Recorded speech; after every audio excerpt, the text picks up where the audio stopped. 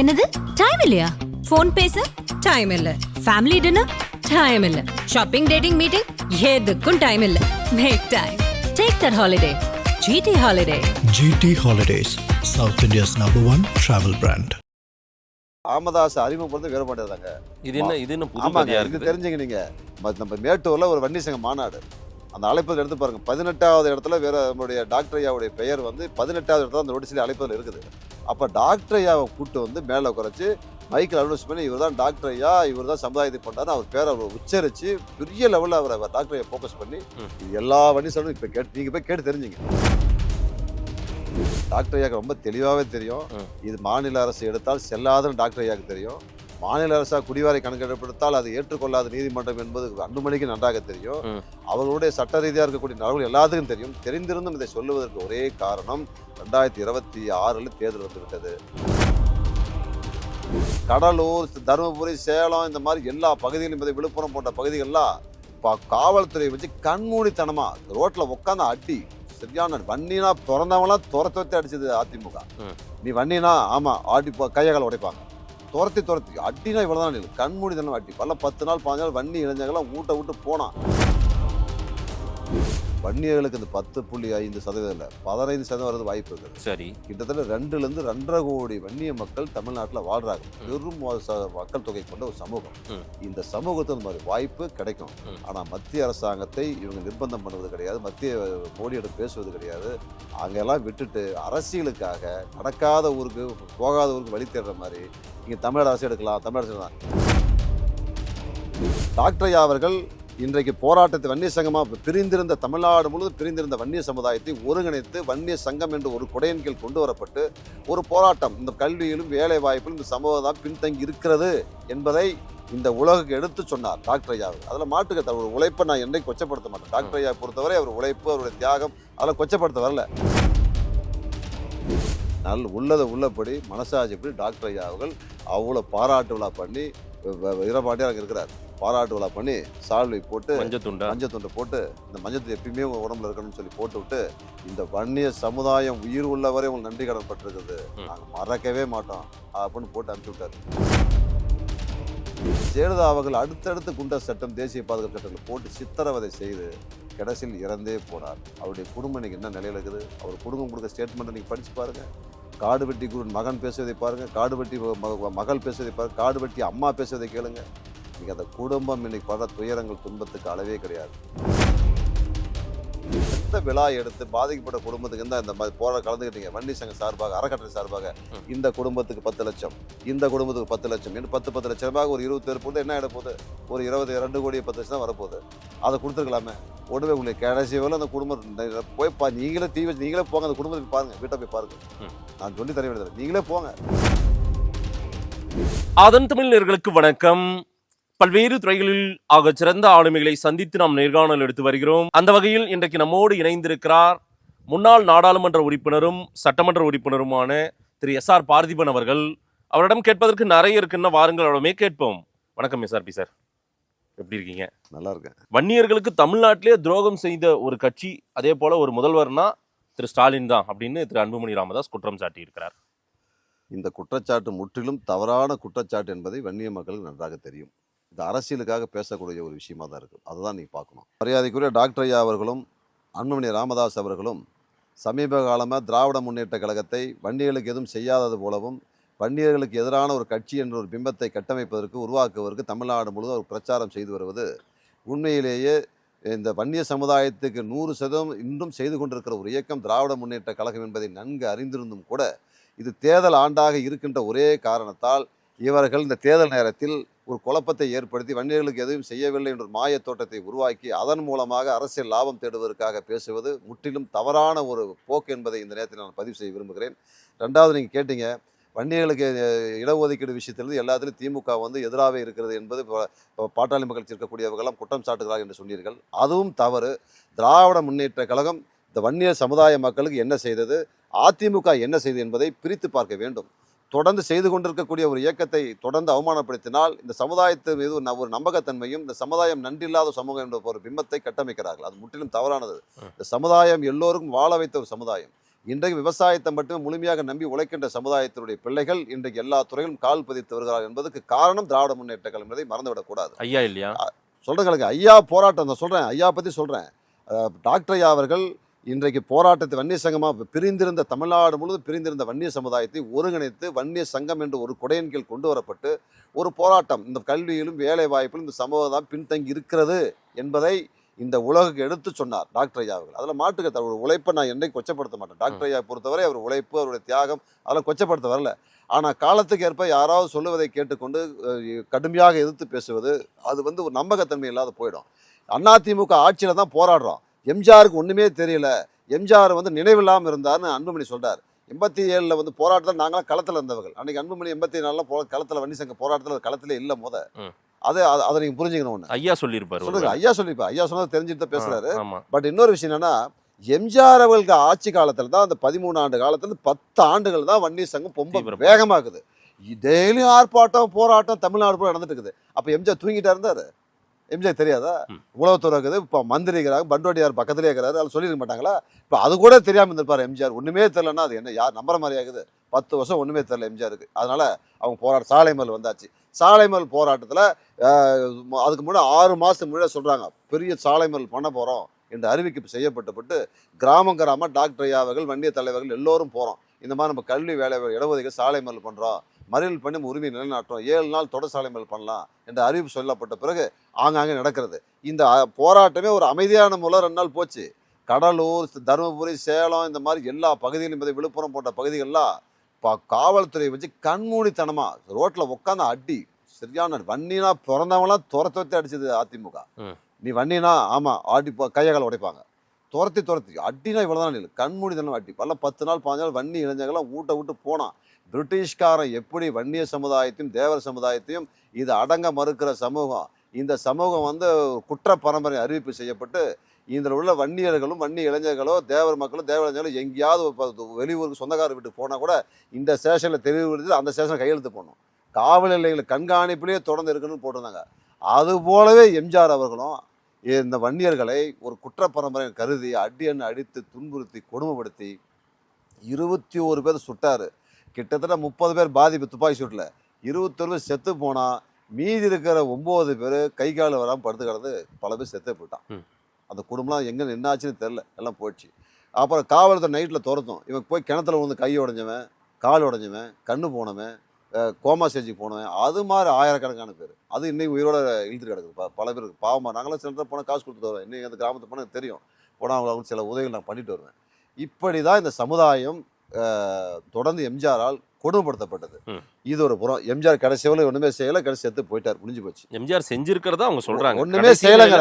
கடைசி நிலையில சட்டமன்றத்துல இல்ல தலைமை செயலகத்துல 15% அவர் தர தயாரா இருந்தாராம். சார் சொல்றத கேளுங்க. அன்புமணி சொல்றாரு பொய்ன்னு சொல்லிட்டு அதை விட்டுருங்க, அவ்வளவுதான். பொய், அது அத்தனையும் பொய். எம்ஜிஆர் சொல்றது அத்தனையும் பொய். எம்ஜிஆர் மேட்டர் எம்ஜிஆர் கொண்டாருங்கிறா நீங்க அதை பேச, செத்து போனதை பத்தி பேச மாட்டேங்க.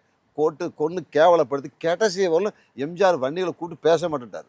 பல முறை முயற்சி பண்ணி பார்த்துட்டாங்க. நல்ல நினைவோடு இருக்கும்போது பல முறை இந்த ஆர்ப்பாட்டம் அறிவிக்கிறது 6 மாசம் முன்னாடி அமெரிக்கா போறதுக்கு முன்னாடி போய் கேட்டு பார்த்துட்டாங்க. இல்ல அவர் மட்டும் இருந்திருந்தா 15% அன்னைக்கு எங்களுக்கு கிடைச்சிருக்கும். அவர் மட்டும் எம்ஜிஆர் மட்டும் உயிரோடு இருந்தால் எல்லா வண்டியும் கொண்டிருப்பாரு. இல்ல நீங்க ஏதாவது போராட்டத்துல கலந்துக்கிற எல்லா வண்டியும் 30 பேர்த்த இப்போ சுட்ட வாங்க நல்லா ரோடு வாங்க வர எல்லாத்தையும் சுட்டு கொண்டாண்டு போறோம். ஆயிரக்கணக்கான மேலும் சொல்லி கொண்டிருப்பாரு. இன்னும் எம்ஜிஆர் இன்னொரு 5 வருஷம் இருந்தாருன்னா பல வன்னிய தலைவர் சுட்டே கொண்டிருப்பாரு. இல்ல இல்லன்றதுனால இப்படி விமர்சனம் வைக்க அதே தான் இல்லைங்கிறத நீங்க சொல்றீங்களா? நீங்க 5% தந்தாருன்னு சொல்றீங்களா? எம்ஜிஆர் இல்ல. சட்டமா தலைமை செயலகத்துக்குள்ளார எம்ஜிஆர் சிஎம்மா இருக்கும்போது ஐயா போய் பார்க்க போனார். ஐயா ஜி.கே. மணி போன்றவர்கள் பாக்கலையே. இல்ல நடந்தது பாக்கலையே. அவங்க சொல்றது தாங்க. அப்ப வருத்தப்பட்டாரா 2 அமைச்சர்கள், அதிமுக அமைச்சர்கள், ஏன் இதை என் நாலேஜுக்கு நீங்க கொண்டு வரலன்னு கோவப்பட்டாரா 2 பேரையும்? 2 மினிஸ்டர். நாங்க சொல்றேன் பார்க்கவே சொல்றோம். கடைசியிலும் பார்க்கவே இல்லை. இந்த 30 பேர் செத்ததுக்கு வருத்தப்படல. அன்னைக்கு நீங்க கூட இருந்தீங்க. ஆமா, 30 பேர் செத்து போனது வருத்தப்படல எம்ஜிஆர். இவங்களை பார்க்கலங்கிறது வருத்தப்படுறாரு போல. இல்ல அது ஏன் என் ஞாபகத்துக்கு நீங்க கொண்டு வரல, என்னுடைய இதுக்கு கொண்டு வரல நாலேஜ்? எம்ஜிஆர் படுத்து தூக்கிட்டு இருந்தாராமா,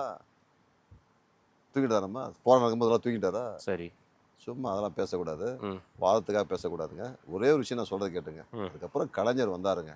ஆட்சிக்கு வந்ததுமே ஒரு கமிட்டி அமைச்சார். இந்த கமிட்டி தமிழ்நாடு ஃபுல்லாக ஆய்வு செய்தது.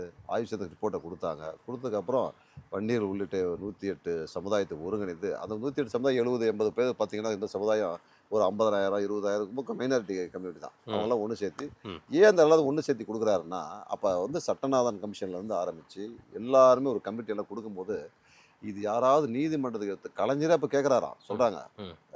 கலைஞர் அவர்கள் இது யாராவது இந்த இடஒதுக்கீடு எதிராக நீதிமன்றம் சென்று தடையான எதை பெற்றுட்டால் இந்த நோக்கம் அடிபட்டு போயிடும் அது வராத பார்க்கறது என்ன பண்ணலாம் அதான் ஃபஸ்ட்டு டிஸ்கஷன் பண்ணுறாரு. ஏன்னா கலைஞர் எப்பயுமே அவர் போட்ட திட்டங்களை எதிர்த்து எவ்வளோ பேர் நீதிமன்றத்துக்கு போனாங்க ஒன்று கூட ஸ்டே வாங்க முடியாது. அவ்வளோ தீர்க்கதரிசி கலைஞர் அவர் அவ்வளோ பெரிய அறிவுபூர்வமாக செய்யக்கூடியவர். அந்த அடிப்படையில் பண்ணார் 20% இடஒதுக்கீடு கொடுத்து வன்னியர்கள் வைத்து பாலை வாற்றியவர். அது மட்டும் இல்லைங்க, இந்த வழக்கெல்லாம் வாபஸான யாரும் கோரிக்கலாம் ஐயாவோ மற்ற யாரும் வைக்க கிடையாது. அவரு கலைஞர்கிட்ட போய் வீரபாண்டியார் தான் பேசுகிறாரு. வீரபாண்டியார் தான் போய் சொல்லி இந்த மாதிரி வழக்கில் இவ்வளோ பிரச்சனை இருக்குது அதை கொஞ்சம் ஈக்கிட்டா பரவாயில்ல சொல்லும்போது உடனடியாக கலைஞர் ஏற்றுக்கொண்டு 2 லட்சம் வழக்கில் வாபஸ் வாங்குறது மட்டும் இல்லை, இந்த இடஒதுக்கீடு எம்ஜிஆர் எஃப்ஐஆரில் போடும்போதுங்க தீவிரவாதிகள் போல போட்டிருந்தார். சமூக விரோதிகள் சுட்டு கொல்லப்பட்டாலும் எஃப்ஐஆர் இருந்தது. பொது சொத்துக்கு சேதம் ஏற்படுத்தி சமூக போட்டிருந்தார். அப்புறம் தான் கலைஞர் சொன்னார், சமூக நீதிக்காக போராடிய ஒரு இளைஞர்கள் வந்து ஒரு தியாகத்தை வந்து கொச்சப்படுத்தக்கூடாது. இந்த சமுதாயம் வன்னி இளைஞர்கள் இவ்வளோ பெரிய தியாகம் பண்ணியிருக்காங்க, அந்த சமுதாயம் நல்லா இருக்கணும், தான் இறந்தாலும் தன் வாழ்க்கை போனாலும் இந்த சமுதாயம் நல்லா வரட்டும்னு போறான்னா அவனை போய் வாழ்க்கை கொச்சப்படுத்த சொல்லி உடனே அந்த ஆணையை நீக்கிட்டு அந்த வழக்கை வாபஸ் வாங்கி இடஒதுக்கீடு உயிர் நீத்த தியாகிகள் பேர் வச்சு போராளிகளை வச்சு போராடி தியாகிகள் பட்டத்தை கொடுத்தாரு. அந்த குடும்பம் ஒரு கம்பீரமா வருவதற்கும் வன்னிய இளைஞர்களுக்கு ஒரு பெரிய மரியாதை உருவாக்கினார் கலைஞர் உருவாக்கினார். அழுகிய மாம்பழம் கொடுத்துட்டாரு அப்படின்னு சொல்லியிருக்காரு ஐயா ராமதாஸ் சொன்னது. ஆமா, அது என்ன மாம்பழம் கொடுத்தா சொல்றேன் நான். மாம்பழம் கொடுத்தாரா பலாப்பழம் கொடுத்தாரா நான் சொல்றேன், உங்களுக்கு கதையை சொல்றேன். நீங்க ரொம்ப இதாவே இல்ல சொல்றேங்க. இல்ல சார், உங்க மேல ஏகப்பட்ட அலிகேஷன் வைக்கிறாங்க. நீங்க சிரித்த முகத்தோட சொல்றத பார்த்தா அன்னைக்கு பாமகவுல இருந்ததுனால உங்களுக்கு இதெல்லாம் வந்து நாங்க இருந்தோம் வந்துட்டோம், அது ஒரு விஷயம் இல்ல. வன்னி சங்கமா இருக்கிற காலத்துல இந்த இடஒதுக்கீடுக்காக எல்லாம் போன வந்தோம். பட் இன்னொரு விஷயம் சொல்றேன் கேளுங்க. அந்த மாதிரி இந்த இடஒதுக்கீடுல வந்தது மட்டும் இல்ல, 3 லட்சம் ரூபாய் அந்த பாதிக்கப்பட்ட குடும்பத்திற்கு நிதி கொடுத்தார். அந்த குடும்பம் ரொம்ப வறுமையில கிடந்தது. கலைஞர் தான் 3 லட்சம் பணம் கொடுத்தாரு. மாதந்தோறும் 3000 ரூபாய் நிதி கொடுத்தாரு. அதோடைய பரிணாமம் இன்னைக்கு 5000 ரூபாய் மாத்திட்டாங்க. அவங்களுக்கு எல்லா உதவியும் பண்ணாரு. அந்த நன்றியை நம்ம மறந்துடக்கூடாது. 20% கொடுத்த இடஒதுக்கீடு மறந்துடக்கூடாது. 2 லட்சம் வழக்கில் வாபஸ் வாங்கினதை மறந்துடக்கூடாது. தீவிரவாதியை சித்தரிக்கப்பட்ட எம்ஜிஆர் ஆட்சிகள் சித்தரிக்கப்பட்ட அந்த 21 உயிர்களை வந்து தியாகின்னு கொண்டு வந்து மறந்துடக்கூடாது. இதெல்லாம் செய்ததுக்கு அப்புறம் தான் கலைஞரை கூட்டி திண்டிவனம் போறாரு ஐயா அவர்கள். கூப்பிட்டு போய் இவங்க யூடியூப்லேயே போட்டு பார்த்துங்க, அது முழுசாக நான் சொல்ல விரும்பல. என்ன வானத்துக்கும் முடியும், அடேங்கப்பா, யாரும் அப்படி பொழுது பேச முடியாது.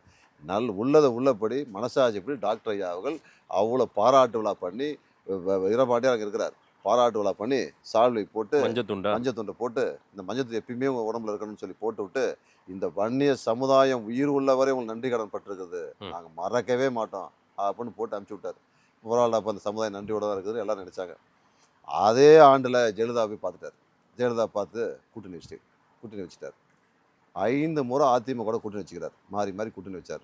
5 முறை கூட்டணி விட்டு பிறகு ஜெயலலிதா அம்மையாரிடம் நாங்கள் கேட்குற ஒரே கேள்வி தான், பாமக இல்லை வன்னி சங்க நண்பர்களை காத்து கேட்குறேன். என்னன்னா, 5 முறை ஜெயலலிதாவுகள் 3 முறை ஆட்சி இழந்த ஜெயலலிதாவிடம் ஏன் வன்னியர்களுக்கு தனி இடஒதுக்கீடு பற்றி ஒரு நாளும் பேச மறுத்தது ஏன்? மறுத்தது ஏன்? வன்னியர்களை சட்டமன்றத்தில் குடிகார சாதி வன்னியர்கள் என்றும் ரவுடிகள் என்றும் மிக இழிவாக பேசிய ஜெயலலிதாவை கடுமையாக எதிர்க்க மறுத்தது ஏன்? காடுவெட்டி குருவை சித்திரவதை செய்து கொடுமைப்படுத்தி சிறையில் அடைத்தார். அவர் திமுகவையும் கடுமையாக பேசுவார், எல்லாத்தையும் பேசுவார். அப்படி இருந்தும் கூட திமுக ஒருபோதும் அவர் மீது கடுமையான நடவடிக்கைகளை எடுக்கல. ஜெயலலிதா அவர்கள் அடுத்தடுத்து குண்டர் சட்டம், தேசிய பாதுகாப்பு சட்டங்களை போட்டு சித்திரவதை செய்து கடைசியில் இறந்தே போனார். அவருடைய குடும்பம் இன்னைக்கு என்ன நிலையில் இருக்குது? அவர் குடும்பம் கொடுத்த ஸ்டேட்மெண்ட்டை நீங்கள் படித்து பாருங்கள். காடுவெட்டி குருவின் மகன் பேசுவதை பாருங்கள், காடுவெட்டி மகள் பேசுவதை பாருங்கள், காடுவெட்டி அம்மா பேசுவதை கேளுங்க. இன்றைக்கி அந்த குடும்பம் இன்னைக்கு படுற துயரங்கள் துன்பத்துக்கு அளவே கிடையாது. கைவிட்டாங்க, முடிஞ்சு போச்சு அந்த குடும்பம். அடுத்தது எடப்பாடி கூட கை கொடுக்குறீங்க. கடைசி 2 நாளில் அந்த இடஒதுக்கீடை பற்றி பேசுகிறீங்க. இதுக்கு முன்னாடி இன்னொன்று புரிஞ்சுக்கிட்டீங்க, வந்து உள் இடஒதுக்கீடை பற்றி கலைஞர் அருந்ததி மக்களுக்கு வந்து 3% உள் இடஒதுக்கீடு கொடுக்குறாரு கலைஞர். அதை சேலஞ்ச் பண்ணி கோர்ட்டுக்கு போகிறாங்க. கொடுத்த தப்பு, அப்படி கொடுக்கக்கூடாது, பட்டியல் சம்பந்தம் பிரித்து கொடுக்கக்கூடாது போகிறாங்க. அந்த மக்கள் பரவலாக இருந்தாலும் கூட அந்த மக்களோட அந்த வேலை வாய்ப்பில் ரொம்ப பின்தங்கி போயிட்டாங்க, சரியாக வரல, போட்டி போட முடியல. அப்புறம் கலைஞர் கொடுக்குறாரு. அந்த சமுதாயம் இன்றைக்கி நல்லா இருக்குது. அப்படி வரும்போது கோர்ட்டுக்கு போகும்போது கலைஞர் கொடுத்து சரின்னு ஹைகோர்ட் சொல்லுது, கலைஞர் கொடுத்த உள் இடஒதுக்கீடு சரின்னு சுப்ரீம் கோர்ட் சொல்லுது. அந்த வழக்கை டிஸ்மிஸ் பண்ணிட்டாங்க. அப்போ கலைஞர் எவ்வளோ பெரிய தீர்க்கதரிசி புரிஞ்சுங்க. முஸ்லீம் சமுதாய மக்களுக்கு தனி இடஒதுக்கீடு கொடுத்தாங்க. அந்த பிரச்சனையும் இந்த பிரச்சனையும் கிடையாது. அது சரியாக போயிட்டு இருக்குது. மலைவாழ் மக்கள் தமிழ்நாட்டில் ஒரு குறிப்பிட்ட பகுதியில் மலைவாழ் மக்கள் வர அந்த மக்களுக்கான தனி உள்ளுகளை 1% கொடுத்தாரு. அதை சேலஞ்ச் பண்ணி கோர்ட்டுக்கு போனாங்க. அது நிற்கல. கலைஞர் செஞ்சு சரின்னு சொல்கிறாங்க. இந்த இலவச இடஒதுக்கீடு எடுத்தும் கோர்ட்டுக்கு போனாங்க. இல்லை இது கலைஞர் கூட சரி, இந்த இலவச இடஒதுக்கீடு சரியாக தான் கொடுத்துருக்காரு கலைஞர். அப்புறம் உயர்நீதிமன்றம், சுப்ரீம் கோர்ட் கரெக்டாக சொல்லுது. இந்த நீதிமன்றங்கள்லாம் சொல்லுவது ஒரு சட்டத்தின் ஆட்சி நடத்தக்கூடிய கலைஞர் அவர்கள் சட்டப்படி ஒரு நடவடிக்கை எடுத்து சட்டத்துக்கு நீதிமன்றம் சென்றாலும் சட்டப்படி செய்திருக்கிறார் என்பதை உறுதிப்படுத்த கலைஞர் நீதிமன்றம், ஹைகோர்ட், சுப்ரீம் கோர்ட் எல்லாம் சொல்லிய பிறகு நீங்கள் கலைஞர் தவறு என்று சொல்கிறீர்கள். இந்த நாட்டுடைய உச்சபட்ச அதிகாரம் உச்சநீதிமன்றம். உச்சநீதிமன்றம் செய்து கலைஞர் செய்து சரின்னு சொல்லுகிறது. ஆகவே இதில் ஒரு சட்ட ரீதியாக புரிந்து கொள்ள வேண்டிய விஷயம் என்னன்னா, ஒரு தனிப்பட்ட ஒரு சமுதாயத்திற்கு ஒரு சாதிக்கு மட்டும் நீங்கள் அள்ளி கொடுத்துட முடியாது. இடஒதுக்கீடு நோக்கமே அடிபட்டு போயிடும். இந்த ரிசர்வேஷன் கோட்டாவில் அவ்வளோ சரி கை வச்சிட முடியாது. பல கேஸில் அது மாதிரி இருக்குது. புரியுதுங்களா? இல்லை சார், அருந்ததியர்களுக்கு கொடுத்தது, முஸ்லீம்களுக்கு கொடுத்ததெல்லாம் தனி உள் இடஒதுக்கீடு தானே, அந்த மாதிரி தானே அது? ஆமாம், தனி தான் கொடுத்தாங்க. ஆமாம், ஏன் அந்த மாதிரி வன்னியர்களுக்கு கொடுக்க முடியாது? தாங்க இது நீங்கள் கொடுக்கறது 1%, 2%, 3% இருந்தால் அதுக்கு தகுந்த ஜாதி வாரி கணக்கெடுப்பு பாதிப்பு இல்லாத அளவுக்கு போகுது. இந்த 10.5 போது மற்ற சமுதாயம் பாதிப்பு ஏற்படுதுன்னு சொல்கிறான். அதுதான் சொல்கிறேன், சாதிவாரி கணக்கெடுப்பு எடுத்து அந்த சாதிவாரி கணக்கெடுப்பின் அடிப்படையில் வைத்து நீங்கள் சமுதாயத்தை பிரித்து குடிச்சா அந்த பிரச்சனையை வராதுன்னு சொல்கிறாங்க. திமுக நான் சொல்கிறேன், திமுக நீங்கள் சாதிவாரி கணக்கெடுக்கலாம் சொல்கிறாங்க. இப்போ ஒரே குற்றச்சாட்டு மூலம் அன்புமணி அவர்கள் மற்றும் பாமக இருக்கக்கூடிய தோழர்கள் என்ன நினைக்கிறாங்கன்னா, தொடர்ந்து திமுக சாதிவாரி கணக்கெடுத்து நடத்தலாம், உடனே நடத்தலாம் உடனே கிடைக்கும், இது வேலை மறுக்கிறாருங்கிறத பதிவு பண்ணிகிட்டே இருக்கிறாங்க. ஆனால் சமீபத்தில் பீகாரில் அது மாதிரி நடத்தினாங்க. பீகாரில் சாதிவாரி கணக்கெடுத்து நிதிஷ்குமார் எடுத்தார். பல ஆயிரம் கோடி செலவு பண்ணி எடுத்து அந்த நோக்கமே அடிப்பட்டு போய் உச்சநீதிமன்றத்துக்கு கேஸுக்கு போனால் நிறுத்திவிட்டாங்க. அந்த தரவு சரியில்லை, அது பொய்யாகுது, குறிப்பிட்ட சமுதாயத்தை ஃபோக்கஸ் பண்ணி காட்டிவிட்டாருன்னு பல குற்றச்சாட்டு பண்ணிவிட்டாங்க. அதே மாதிரி தமிழ்நாடு கவர்மெண்ட் எடுத்தோம்னா ஒவ்வொரு சமுதாயம் இல்லை எங்கள் சமுதாயத்தை சரியாக எடுக்கலை அப்படிம்பாங்க. இது என்ன சொல்கிறேன்னா, மத்திய அரசு இதுக்கு இப்போ கூடுதல் நிதியும் மத்திய அரசு ஒரு ஆணை பிறப்பித்து மத்திய அரசாங்கம் நேரடி கட்டுப்பாட்டில் எடுக்கப்பட்டது மட்டும்தான் ஒரு வேடாக இருக்குங்கிறது தான் உச்சநீதிமன்றத்தினுடைய சாராம்சம். மத்திய அரசு எடுக்கிறதுக்கு நீங்க என்ன பண்ணணும்? அதுதான் சார். நீங்க ஏதாவது மூவ் பண்ணிருக்கீங்களா? கடிதம் எழுதியிருக்கீங்களா? மத்திய அரசாங்கம் தெளிவுபடுத்திருக்காங்களே, அவங்களுடைய தேர்தல் அறிக்கையிலேயே நாங்க சாதிவாரி கணக்கு எடுக்க மாட்டோம், சரி ஜாதி ரீதியா மக்களை பிளவுபடுத்தக்கூடாது, பிரதமர் சொல்றாருல சாதிவாரி பிளவுபடுத்தக்கூடாது, சாதிவாரி நடத்த மாட்டோம்னு சொல்லி அவங்க தெளிவாக்குறாங்க. நாங்க என்ன சொல்றோம், நாங்க தான் கீரியும் பாவமாக்குறோம். நீங்க பிஜேபி தமிழ்நாடு எவ்வளவு கொடுமைப்படுத்துறாங்க, எவ்வளவு சித்திரவதை செய்கிறார்கள், தமிழ்நாடு வளர்ச்சிக்கு எவ்வளவு தடையா இருக்கிறார்கள் எல்லாத்துக்கும் தெரியும். ஆனால் நீங்க மோடியோட ரொம்ப தொடர்புல இருக்கிறீங்க, நெருங்கிய தொடர்பு இருக்கிறீங்க, மோடிஜியோட பேசுறீங்க, உங்களுடைய நம்முடைய டாக்டர் ஐயா பேசுறாரு, நீங்க பேசுறீங்க, நல்லா தொடர்பு இல்லை. நீங்க ஒரு அழுத்தத்தை கொடுக்கலாம், நீங்கள் சேர்ந்த அழுத்தம் கொடுத்தா நாங்களும் அழுத்தம் கொடுக்கிறோம். அவங்க கோரிக்கை வைக்கிறாங்க சார், நீங்க செய்ய வேண்டிய அதிகாரத்துல இருக்கிற நீங்க ஓட்டு உங்களுக்கு போடுவாங்க, அவங்க கேட்டுவாங்க. அந்த அதிகாரம் தான் சொல்றேன். நாங்க எடுத்தது ஒரே ஒரு உதாரணம் சொல்றேன். இந்தியாவில் பல மாநிலங்களில் சாதிவாரி கணக்கெடுப்பு எடுக்கப்பட்டு அது குப்பைக்கு சென்று விட்டது. சார் எடுங்கன்றாங்க, கேளுங்க, எடுக்கலாம் இல்ல எடுக்க கூடாது இல்ல, எடுக்கலாம். 1000 கோடி 2000 கோடி செலவு பண்ணி அது ஒண்ணும் இல்லாத போயிடும். அது எடுத்தா மக்களுக்கு வேடா இருக்கணும், வேல்யூபிளா இருக்கணும், இல்லாத போச்சு. ஒரு டேட்டாவாவது எடுத்து நமக்கு தெரிஞ்சுக்கலாம்ல. இப்ப யார் யாருக்கு எவ்வளவு கொடுக்கலாம், இல்ல எவ்வளவு எண்ணிக்கையில் இருக்காங்க. இன்றைக்கு நான் சொல்றேன், மத்திய அரசாங்கம் சாதிவாரி கணக்கெடுப்பு எடுத்தால் வன்னியர்களுக்கு இந்த 10.5% இல்ல 15% வரது வாய்ப்பு இருக்குது. சரி, கிட்டத்தட்ட 2 to 2.5 கோடி வன்னிய மக்கள் தமிழ்நாட்டில் வாழ்றார்கள். பெரும் மக்கள் தொகை கொண்ட ஒரு சமூகம். இந்த சமூகத்துக்கு இந்த மாதிரி வாய்ப்பு கிடைக்கும். ஆனா மத்திய அரசாங்கத்தை இவங்க நிர்பந்தம் பண்ணுவது கிடையாது, மத்திய மோடியிடம் பேசுவது கிடையாது. அங்கெல்லாம் விட்டுட்டு அரசியலுக்காக நடக்காத ஊருக்கு போகாத ஊருக்கு வழி தேடுற மாதிரி இங்க தமிழ்நாடு அரசு எடுக்கலாம், தமிழ்நாடு அரசு எடுக்கலாம். இப்போ எடுத்த மாநிலங்கள் எடுத்த சாதிவாரி கணக்கு எடுத்த பல மாநிலங்களில் இன்னைக்கு அப்படியே முட்டுக்கட்டை போட்டு அப்படி நிற்குது. அதுக்கே வழி தெரியாம இருக்கு. திமுக இங்க திமுக எடுத்து 1 நிமிஷம் கூட ஆகாது. இதனால என்ன பயன்? இது தமிழ்நாட்டில் எடுத்து மத்திய அரசாங்கம் எடுக்க சொன்னா அடுத்த செகண்டே திமுக எடுக்கும். இல்ல உங்களுக்கு இன்ட்ரெஸ்ட் இல்லன்றாங்க, உங்களுக்கு அதுக்கான ஆர்வமே இல்ல. இந்த சமுதாயத்துக்கு நல்லா கேட்டுங்க, இந்த சமுதாயத்துல என்றைக்கெல்லாம் திமுக ஆட்சிக்கு வருகிறதோ அன்றெல்லாம் தமிழ்நாடு முழுவதும் எந்தெந்த தலைவர்கள்லாம் சமுதாயத்துக்கு உழைத்தார்கள், இந்த தேசத்துக்கு உழைத்தார்கள், அவர்களெல்லாம் சிலை வைப்பதும் மணிமண்டபம் கட்டுவதும் அவருடைய புகழை நிலைத்து நின்று போராடுவதற்கும் பேசுவதற்கும் அதை நிதி ஒதுக்கி அந்தந்த போராளிகளுக்கு அந்தந்த தியாகத்துக்கு ஒரு பெரிய மதிப்பு கொடுத்து செய்யக்கூடிய இல்லன்னு மறுக்கிறாங்க சார். அவங்க சொல்றத கொஞ்சம் நீங்க காது கொடுத்து கேளுங்க, அப்பதான் அதுக்கு பதில் கிடைக்கும். மணிமண்டபம் இருங்க, மணிமண்டபம் 21 தேதியில் கட்டினீங்கல்ல, 2 நாளைக்கு முன்னாடி அழைச்சிட்டு போய் எல்லாத்தையும் கலைஞர் தான் பண்ணாரு, எல்லாத்தையும் ஸ்டாலின் தான் பண்ணாருன்னு நீங்க சொல்லுங்கன்னு சொல்லி கொடுக்குறாங்களாம் அதிகாரிகள். பொய்யான தகவல். அன்புமணி இதெல்லாம் சொல்றாரு, எங்க சொந்த பந்தம் சொல்ற தகவலை நான் சொல்றேன்றாரு. 3ஆம் தர பேச்சா இதுல நான் பாக்குறேன். அவ்வளவுதான், இதுக்கு ஒரு பதில் கிடையாது. இருக்கு ஒரு விஷயம் கேட்டுங்க, அவங்க அலிகேஷன் நீங்க சாதனை மாதிரி சொல்றீங்க, அவங்க வேதனையா இருக்கிறதா சொல்றாங்க. அந்த இளைஞர்களை வெறும் ஓட்டா மட்டும் தான் திமுக பயன்படுத்துது. 31 MP வச்சிருந்தீங்க, எம்எல்ஏ வச்சிருந்தீங்க, 21 MLA வச்சிருந்தீங்க, 6 MP வச்சிருந்தீங்க, 5 பேர் மந்திரியா இருந்தீங்க, நீங்கள் வந்து இந்த சுகாதாரத்துறை அமைச்சராக இருந்தீங்க, ரயில்வே மினிஸ்டராக இருந்தீங்க, பல பதவியில் இருந்தீங்க. எந்த பாதிக்கப்பட்ட ஒரு வன்னியர்களுக்காவது நீங்கள் வந்து வேலை வாய்ப்பு வாங்கி தேடி மத்திய அரசில் வாங்கி கொடுத்துருக்கிறீங்க? இல்லை பாதிக்கப்பட்ட ஒரு பெரிய லெவலில் வந்துட்டீங்க, வந்ததுக்கப்புறம் எந்த விழா எடுத்து பாதிக்கப்பட்ட குடும்பத்துக்கு தான் இந்த மாதிரி கலந்துக்கிட்டீங்க? வன்னி சங்கம் சார்பாக, அறக்கட்டளை சார்பாக இந்த குடும்பத்துக்கு 10 லட்சம், இந்த குடும்பத்துக்கு 10 லட்சம் என்று 10 லட்சமாக ஒரு 20 பேர் போது என்ன ஆகிட போகுது? ஒரு 2 கோடி 10 லட்சம் தான் வரப்போகுது. அதை கொடுத்துருக்கலாமே. ஒன்றுமே உங்களுக்கு கடைசி வேலை அந்த குடும்பம் போய் நீங்களே நீங்களே போங்க, அந்த குடும்பத்தை போய் பாருங்கள், வீட்டை போய் பாருங்கள். நான் சொல்லி தர வேண்டியதில்லை, நீங்களே போங்க போய் பாருங்கள். அதே போல் என் மாவட்டத்தில் எத்தனை பேர் சிவதாபுரம் பகுதி, இங்கே 5 ரோடு சைடில் பல பகுதி, தாரமங்கலம் பல பகுதிகளில் போட கலந்து கையில் காலில் மேய்ச்சல் செய்யல. இன்றைக்கி நான் எம்எல்ஏ ஆனதுக்கு முன்னாடியே சொல்கிறேன், எம்எல்ஏ ஆனதுக்கு முன்னும் சரி, இப்போ எம்பி ஆனதும் சரி, இன்றைக்கும் பண்டிகை காலங்களில் தீபாவளி பொங்கல் வந்தால் நான் வீடு திருப்பி கொடுத்து தான் வரேன். விளம்பரம் இல்லாமல் அவங்களை அவமானப்படுத்த மாட்டேன். நான் விளம்பரம் இல்லாத கொடுத்து தான் வரேன். அது எல்லாத்துக்கும் தெரியும். சமுதாயத்தில் இப்போ பாதிக்கப்பட்ட அவங்களாம் பார்த்து தெரியாத அறியாமையில் போனவங்க இன்றைக்கெல்லாம் வாழ வழி இல்லாமல் வாழ்வாதாரத்தை இழந்து இன்னைக்கு ஒரு பிச்சை எடுக்கிற நிலைக்கு தள்ளப்பட்டிருக்கிறாரு. அதெல்லாம் நீங்க செஞ்சுக்கலாமே. நீங்க இத்தனை எம்எல்ஏலாம் இருக்கிறீங்களே, இவ்வளவு வசதியா இருக்கல, போய் செஞ்சுக்கலாமே. என்றைக்காவது மாதிரி ஒரு கூட்டத்தை போட்டு ஒரு பெரிய பொதுக்கூட்டத்தில் போகுது, இந்த வன்னி சமுதாயத்தில் போராடின இளைஞர்கள் ஒரு 2000-3000 பேர்த்த கூட்டு அவர் வாழ்வாதாரத்துக்கு தான் பாதிக்கப்பட்டிருக்கிற, உனக்கு ஒரு 5 லட்சம் அறக்கட்டளை செலவு ஒரு 5 லட்சம் கொடுத்து பண்ணிக்கலாமே. அதெல்லாம் பண்ணல. இன்னைக்கு திமுக தொடர்ந்து பண்ணுது. திமுக இருக்கக்கூடிய பாதிக்கப்பட்ட எத்தனையோ நலிவடைந்த திமுக உறுப்பினர்கள், திமுக போராடியவர்கள், அவர்கள் அந்த கட்சி கைவிட்டதா வரலாறே கிடையாது. வீரபாண்டியாரை பத்தி இன்னைக்கு பேசுறாங்க. நீங்க அந்த கேள்வி கேட்கல, நானே சொல்றேன்.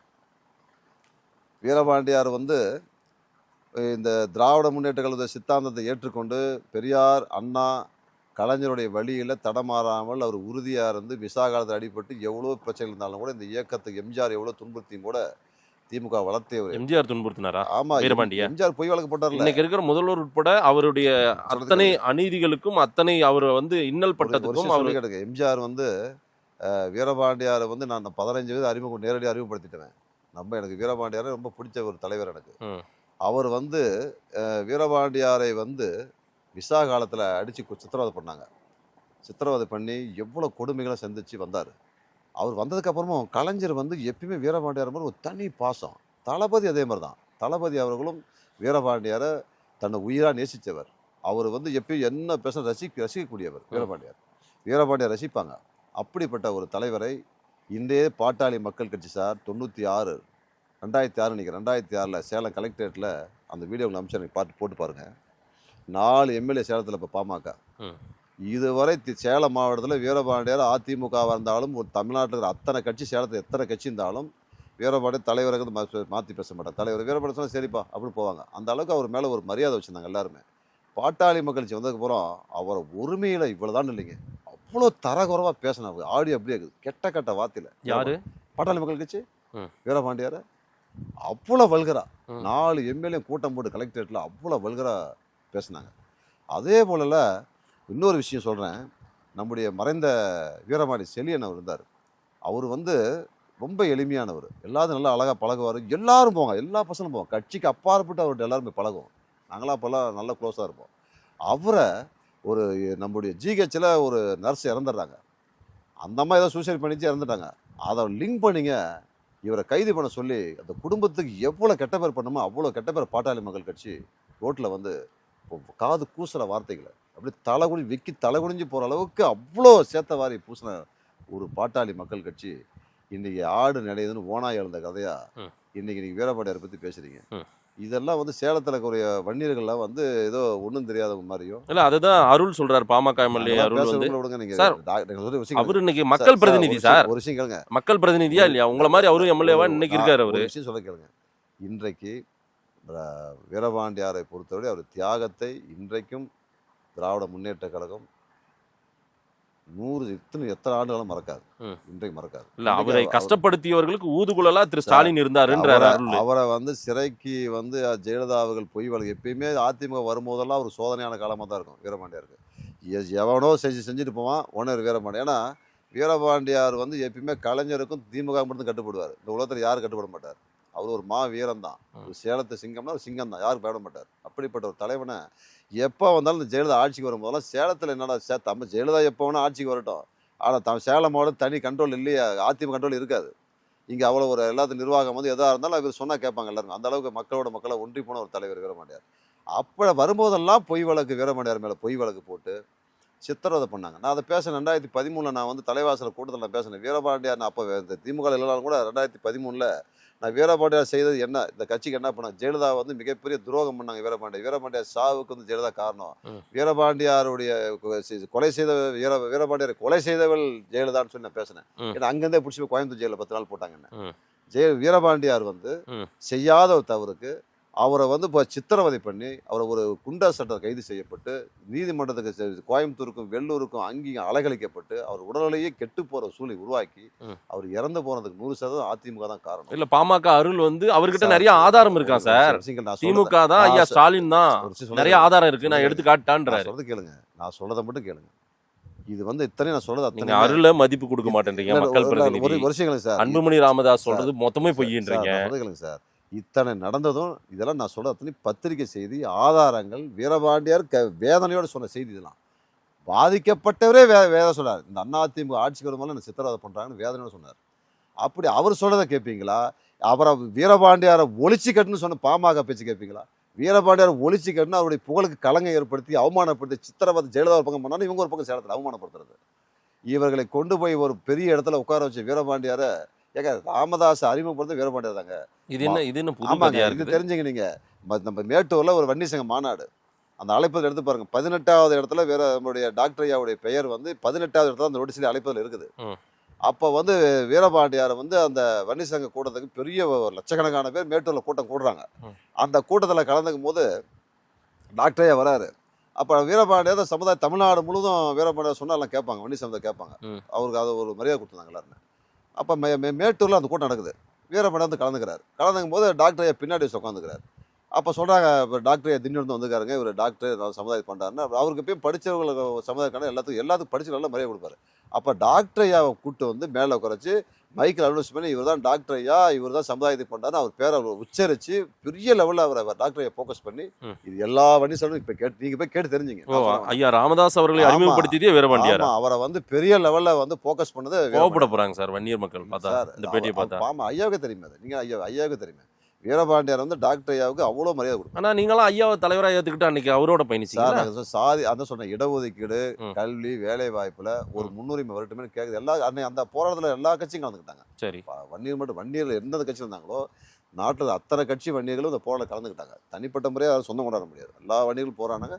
அன்னைக்கு வழிநடத்தியது ஐயா தான் வழிநடத்தினார். அந்த போராட்டத்தை வந்து ஐயா தான் வழிநடத்தினார். அதில் ஒன்று அது எல்லாத்தையும் தெரிஞ்ச விஷயம் தானே. உண்மையை பேசுறப்ப என்ன தப்பு? சரி, ஐயா தான் வழிநடத்தினார். ரைட். இன்னைக்கு இடஒதுக்கீடு தேவை, அதை வாங்கி கொடுப்பதற்கான முயற்சியை இவங்க உள் இடஒதுக்கீடு எடுக்கிறதுக்கான முயற்சியை எடுக்கல, கோர்ட்ல சரியா வாதிடல அப்படின்றாரு திரு அன்புமணி ராமதாஸ். ஆமாம், இது வந்து சரியாக அதாவது கோர்ட்டில் என்ன திமுக பேசியது என்ன பதிவு இருக்குது என்பதும் இன்றைக்கும் பொதுவெளியிலே இருக்குது. பாலு சொல்லியிருப்பார் ஒரு வேலை சொல்றது திரு அன்புமணிக்கு சரியா இவங்க அதை வந்து இது பண்ணல. பேசியது பொதுவெளியிலே இருக்கிறது. தெளிவாக உச்சநீதிமன்ற தீர்ப்பும் தெளிவாக இருக்கிறது. இந்த சாதிவாரி கணக்கெடுப்பை முறையாக நடத்தி இந்த உள் இடஒதுக்கீடு இந்த இடஒதுக்கீடு 10.5% இடஒதுக்கீடை முறையான தரவுகள் எதுவும் இல்லை.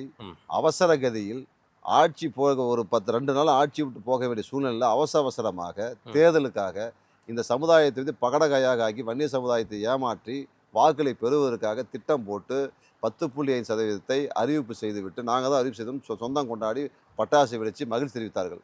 ஆனால் அது நிலையை அப்பயே சொன்னாங்க எல்லாருமே, இந்த இந்த இந்த அறிவிப்பு என்பது கண்டிப்பாக யாராவது நீதிமன்றத்துக்கு சென்றால் தடையாணை பெற்று விடுவார்கள், இதுக்கான முகாந்தரங்கள் இல்லாமல் ஒரு பேப்பரில் எழுதி வச்சு ஒரு சட்ட முன்வடி கொண்டு வந்து வேலையை முடிச்சுட்டு போயிட்டாரு அப்படின்னு சொன்னாங்க. சொல்லியது போலவே நீதிமன்றத்துக்கு சென்றார்கள். இந்த எந்த அடிப்படையில் 10.5% இது பெரிய ஒரு எண்ணிக்கை. 10.5% பெரிய எண்ணிக்கை. இந்த 10.5% எண்ணிக்கை எந்த வகையில் தரவுகள் எந்த அடிப்படையில் வழங்கியர்கள் நீதிமன்றம் கேட்கின்ற போது அதிமுக அரசு கூட பதில் இல்லை. சப்ஜெக்ட் டு கரெக்ஷன் நான் மாற்றமா சொன்னா கூட நான் மாத்திக்கிறேன். விக்கிரவாண்டி தேர்தலோ ஏதோ ஒரு இடைத்தேர்தல் அப்போ ஐயா ஸ்டாலின் அவர்கள் வாக்குறுதி கொடுத்தாரு, வெற்றி பெற்ற உடனே நான் பண்ணிடுறேன். அதே போல 21லயுமே சொல்லியிருக்காரு. அது சொல்றேன் நான். அந்த விக்கிரவாண்டி தேர்தலில் நாங்களும் பிரச்சாரத்தில் இருக்கிறோம். அப்போ ஜெகத்தண்ணன் கூட நானும் தான் கூட போகிறேன்.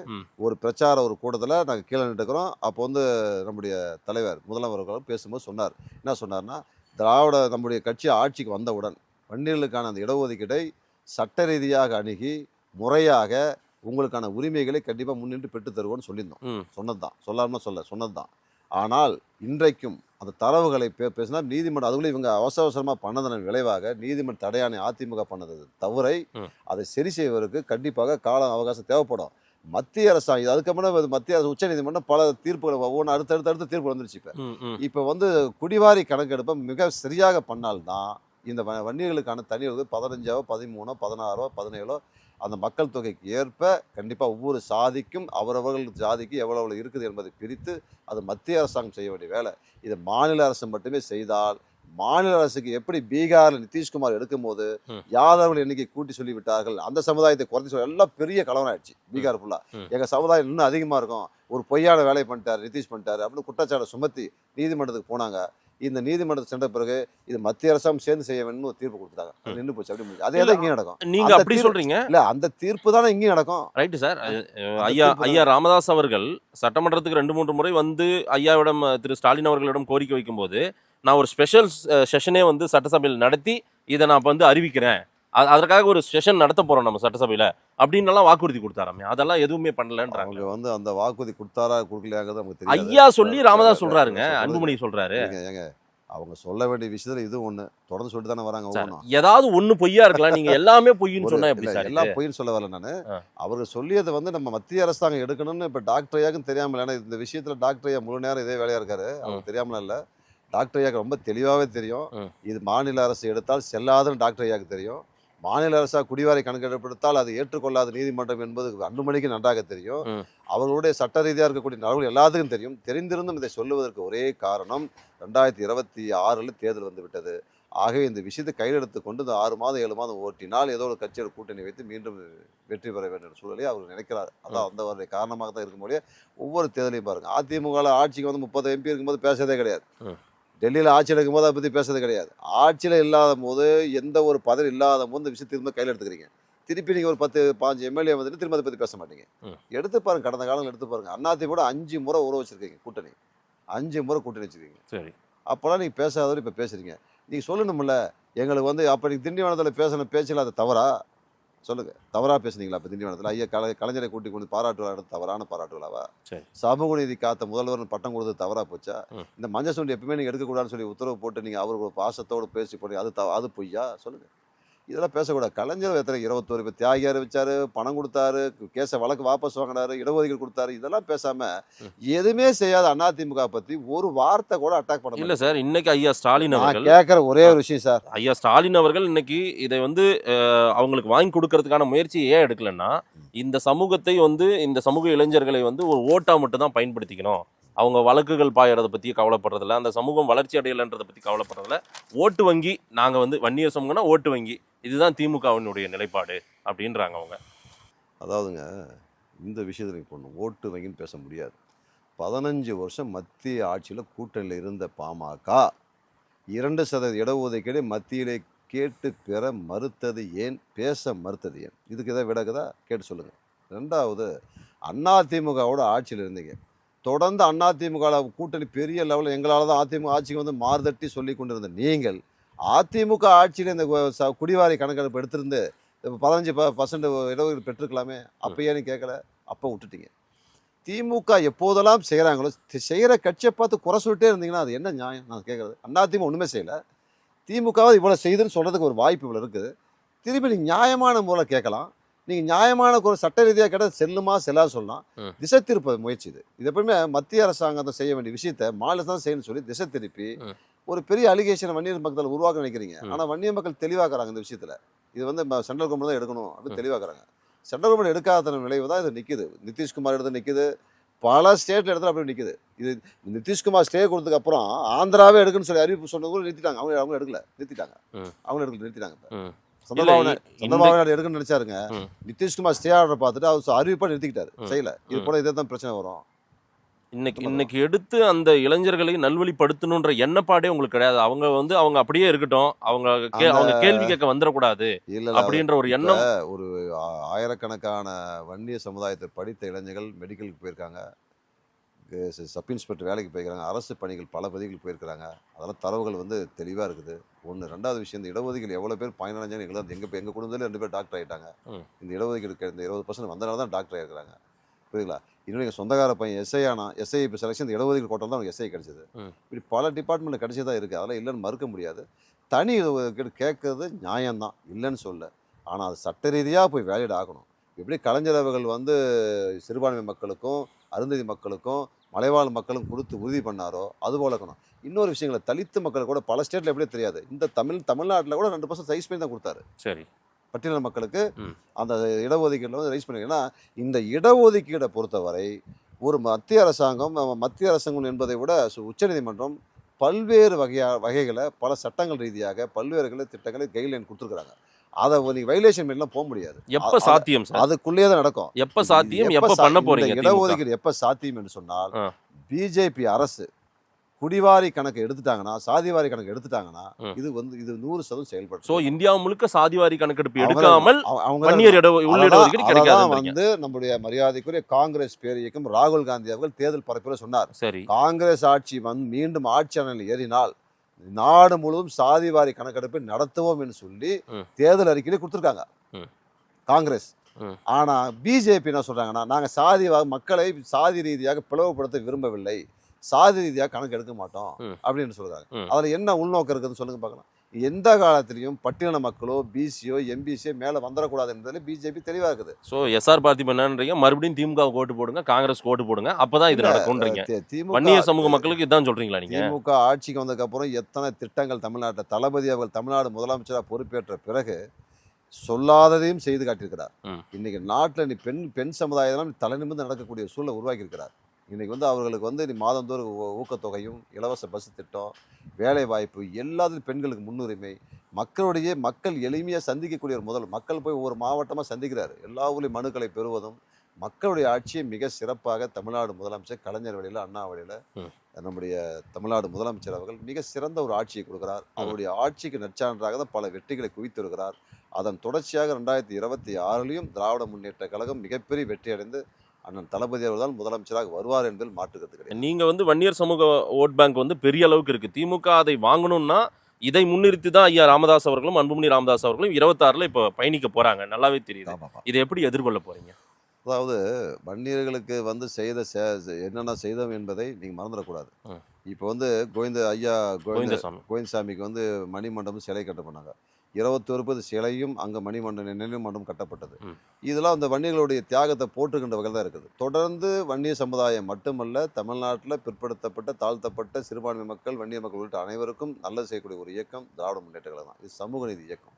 இந்த இயக்கத்துக்கு எப்போல்லாம் அதிகாரத்துக்கு வந்தோ அப்போல்லாம் ஏதோ ஒன்று செய்துக்கிட்டே தான் வராங்க, தொடர்ந்து செய்தா வராங்க. அதிமுக இப்படி செய்தது என்று ஒன்று கூட சொல்ல முடியாது. கடைசி நேரத்தில் எடப்பாடி பழனிசாமி அவர்கள் இதை அறிவிப்பு செய்துவிட்டு கோர்ட்டில் நிற்காதுன்னு அவருக்கும் தெரியும். டப்புடன் பண்ணிட்டு போயிட்டார். அதே மாதிரி கோர்ட்டில் அதை ஸ்டே வாங்கிட்டாங்க.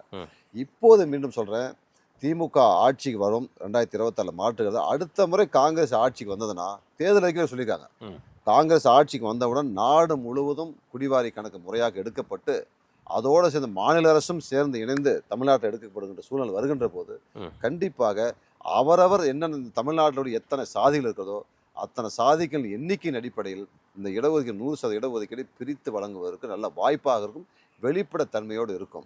இப்போ தமிழ்நாடு அரசு மட்டும் ஒரு சாதிவாரி கணக்கு எடுப்பது சும்மா ஜென்ரலாக பேசிக்கும், மக்களுக்கு தெரியட்டும். இந்த விஷயத்தில் நான் வந்து சாதிவாரி கணக்கு எடுத்தா என்ன சொல்லுவீங்க, அவர் பார்த்திபன் வந்து அவர் ஜாதிக்கு மட்டும் எடுத்து அதிகமாக இங்கே அவங்க அதிகாரிகளை வச்சு இன்க்ரீஸ் பண்ணி காட்டிவிட்டாரு, நம்ம இந்த தேவருக்கு செய்யலை, கவுண்டருக்கு செய்யலை, நாடாருக்கு செய்யலை, முதலியாருக்கு செய்யலை, செட்டியாருக்கு செய்யலை, எல்லாம் எடுத்து எந்திரிச்சுக்குவாங்க, தகராறு பண்ணுவாங்க, நம்பகத்தன்மை போயிடுங்க. அதே ஒரு செட்டியார் ஒரு முதலமைச்சராக இருந்தால் வன்னியர்களை குறைச்சி காட்டிவிட்டாரு, ஏற்றுக்க மாட்டாங்க. அது ஒரு கவுண்டர் முதலமைச்சராக இருந்தால் இப்படி எல்லோரும் ஒருத்தர் நம்பகத்தன்மை இருக்கும், இல்லாத போயிடும். இது ஏற்றுக்கொள்ள மாட்டோம், சேர்த்த மாதிரி பூசிக்கிட்டே இருப்பாங்க, செய்யவும் முடியாது. இது கோர்ட்டுக்கு போய் ஸ்டே வாங்கிடுவாங்க. அதுதான் இப்போ நிதிஷ்குமார் விஷயத்தில் பீகாரில் அதுதான் நடந்திருக்குது. இப்போ அதே போல் இங்கேயும் ஒரு 500 கோடி 1000 கோடி செலவு பண்ணி எடுத்து கையில் பேப்பரில் வச்சுக்கிட்டு என்ன பண்ண போறீங்க? அப்போ உங்ககிட்ட எந்த அதிகாரமும் இல்லை. சொல்றது அதிகாரம் இல்லை சார், இது முழுக்க செய்ய வேண்டியது மத்திய அரசாங்கம். சாதிவாரி நாடு முழுவதும் எடுக்கக்கூடிய மிகப்பெரிய அதிகாரமும் அது செல்லக்கூடியதாக இருக்கக்கூடியதாக இருந்தால் மத்திய அரசாங்கம் எடுக்கணும். மத்திய அரசாங்கம் மாநிலம் இணைந்து எடுக்கின்ற போது தான் இது ஒரு நம்பகத்தன்மை வரும். ஒன்று. ரெண்டாவது, விமர்சனத்துக்கு அப்பாற்பட்டு கரெக்டாக வரும். நீதிமன்றத்துக்கு யார் சென்றாலும் தடையாணி பெற முடியாத சூழ்நிலை வரும். ஆகவே அது சாதிக்கு ரீதியான மக்கள் எழுதுறது வந்து ஒரு நல்ல வாய்ப்பாக இருக்கும். இந்த 10.5 இல்லை, இதோட அதிகமாக கிடைக்கும் நான் சொல்கிறேன், கிடைக்கும். அதுக்கு தேவை சாதிவாரி கணக்கு தேவை. தமிழ்நாடு முதலமைச்சர் வன்னிய சமுதாயத்திற்கு எவ்வளோ செய்து கொண்டிருக்கிறார். அது மட்டும் இல்லை, நீங்கள் இன்னும் நினச்சி பார்க்கணும், இவ்வளோ பெரிய இயக்கம், அண்ணா கண்ட இயக்கம் இதில் வந்து பொதுச்செயலாளர் இருந்தார். இன்றைக்கி தமிழ்நாட்டில் ஒரு வன்னியர் பெருவாரியான வன்னியர் சமுதாயத்திற்கு ஒரு பொதுச்செயலாளர் ஒரு பெரிய பதவி கொடுத்து அழகு பார்த்து கொண்டிருக்கிறார் இன்னைக்கு. இதெல்லாம் நம்ம விட்டுட்டு பேச முடியுமா? வன்னிக்கு எதுவுமே செய்யலைங்க. இவ்வளோ பெரிய திமுகவில் அண்ணன் துரைமுருகன் அவர்களுக்கு இன்னைக்கு கட்சியினுடைய பொதுச் செயலாளர் கொடுத்து அழகு பார்க்குறார். இதை விட இந்த வன்னிய சமுதாயத்தை திமுக என்ன செய்ய முடியும்? உச்ச பதவிங்க, அதே கொடுத்து அழகு பார்த்துட்டு இருக்காங்க. 2ஆம் கட்ட தலைவராக உருவாக்கப்பட்ட ஒரு பெரிய பதவியில் இருக்கிறார். இப்படி தொடர்ந்து துணை முதல்வர் ஆக்கணும்னு ஆசைப்பட்டாங்கல்ல ஐயாவும். ஒரு விஷயம் கேளுங்க. இல்ல ஐயாவும் ராமதாஸ் அன்புமணியும் கேட்டாரு. அதாவது ஐயாவும் அவ்வளோ ஆசை, அவங்க ஆசையெல்லாம் சாதாரண ஆசை கிடையாதுன்னு வச்சுக்கவே. இந்த திமுக மேலே அவ்வளோ பாசமாக்குறாங்க 2 பேரும். திமுக எந்த வகையிலும் கெட்ட பேர் வந்துடக்கூடாதுங்கிறதுல ஐயா சார் வன்னியர்களுக்கு முக்கியத்துவம் திமுக கொடுத்துருக்குன்னா துரைமுருகனை துணை முதலமைச்சர் ஆக்குங்கன்றாங்க சார். ஒரு விஷயம் கேளுங்க. நல்ல விஷயம் தானே சார்? ஒரு விஷயம் கேளுங்க. உங்களுக்கு அதை விட பெரிய மகிழ்ச்சி தானே சார்? ஒரு விஷயம் கேளுங்க. இவ்வளோ பெரிய கட்சியில் அவ்வளோ பெரிய பதவி, அந்த பதவியை பாராட்டுறதுக்கு மனசு இல்லை உங்களுக்கு. பாராட்ட மனசு இல்லை. தொடர்ந்து வன்னியர்களுக்கு இவ்வளோ செய்யக்கூடிய இந்த இயக்கத்தை பாராட்டுறதுக்கு மனசு இல்லை. கலைஞரை பாராட்டிங்க, அடுத்த திட்டுறீங்க.